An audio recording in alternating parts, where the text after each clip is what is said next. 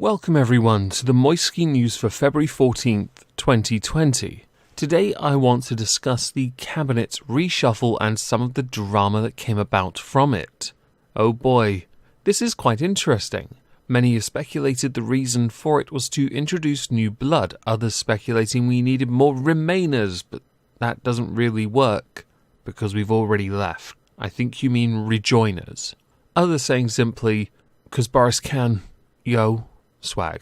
So the first thing we should do is address who was in the original cabinet and then who replaced them, along with who stayed. The most notable person to be a part of Boris Johnson's first cabinet was Sajid Javid as the Chancellor of the Exchequer, closely followed by the former Brexit Secretary Dominic Raab as Foreign Secretary and First Secretary of State.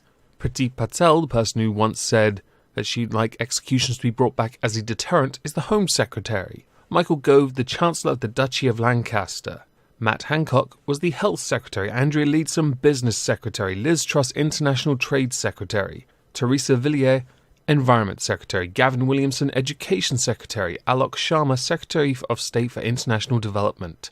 Amber Rudd, Work and Pensions Secretary. Ben Wallace, Defence Secretary. Stephen Barclay, Brexit Secretary. Nikki Morgan, Culture, Media and Sport Secretary. Grant Sharp, Transport Secretary. Robert Jenrick, Housing, Communities and Local Government Secretary. Robert Buckland, Justice Secretary. Julian Smith, Northern Ireland Secretary.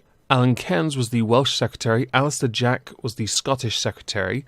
Natalie Evans is Lord Privy Seal and Leader of the Lords. James Cleverly was the Conservative Party Chair and Minister without portfolio. Jacob Rees-Mogg was appointed Lord President of the Council and Leader of the House of Commons. Rishi Sunak was the Chief Secretary to the Treasury, along with Esther McVey, who became Minister of State at the Ministry of Housing, Communities and Local and Government. Chris Skidmore, Minister for State for University, Science, Research and Innovation. Geoffrey Cox was the Attorney General. Remember the guy with the incredibly deep voice? Jeez. And Mark Spencer was the Chief Whip. There were a few others, but honestly, they're not very important, to be honest. Well, the new cabinet has a bunch of new faces. Boris Johnson obviously is the Prime Minister of this cabinet. The Chancellor, though, is no longer Sajid Javid, and many have attributed this to Dominic Cummings wanting to get rid of all of Sajid Javid's special advisors, so that essentially it was number 10 controlling the Chancellor, which isn't entirely how it works-ish. After a lengthy meeting with the Prime Minister one-on-one, Sajid Javid said no Chancellor in their right mind would work under those conditions. So he resigned, and he was replaced by Rishi Sunak, a veritable nobody who, most articles I've seen on him just cover the fact that he's married to a billionaire. Priti Patel stays on as Home Secretary, and Dominic Raab stays on as Foreign Secretary. The Gormless Sneck stays on as the Chancellor of the Duchy of Lancaster, along with Matt Hancock, who is still Health and Social Care Secretary. Ben Wallace stays on as Defence Secretary, along with Liz Truss staying on as International Trade Secretary, Women and Equalities Minister, and Jacob Rees-Mogg stays on as the, Privy Council dude, Leader of the House of Commons. Alok Sharma stays in Cabinet as Business Secretary.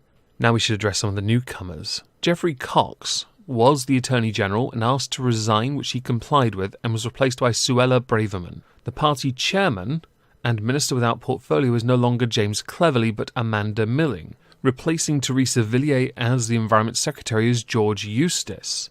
Oliver Dowden is kind of moved his way back up. He is now the Culture Secretary, replacing Nikki Morgan, who actually resigned as an MP at the last general election. Stephen Barclay was the Brexit Secretary. As many of you will know, he has been moved to another position within the Cabinet as Chief Secretary to the Treasury. No doubt wanting to keep him in office because he didn't do a bad job for someone who did nothing, right? But also, unlike a lot of MPs, he can actually speak quite well, which comes in handy. Northern Ireland's Secretary Julian Smith was sacked and replaced by Home Office Minister Brandon Lewis, which I find quite fascinating, because he's the one that brokered the deal which restored the power-sharing administration in Stormont, which does explain why Leo Varadkar decided to pay tribute to him so quickly after he was dismissed.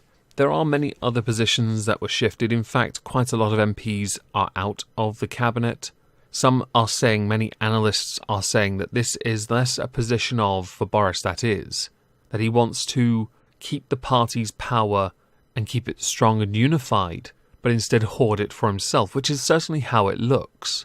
Because instead of doing more to keep Sajid Javid in that position he was in, which was the right position for him, he made the wrong decision and forced him to leave. That's a mistake, considering how influential he is within the party, and I am slightly concerned that's going to bite him in the near future for it.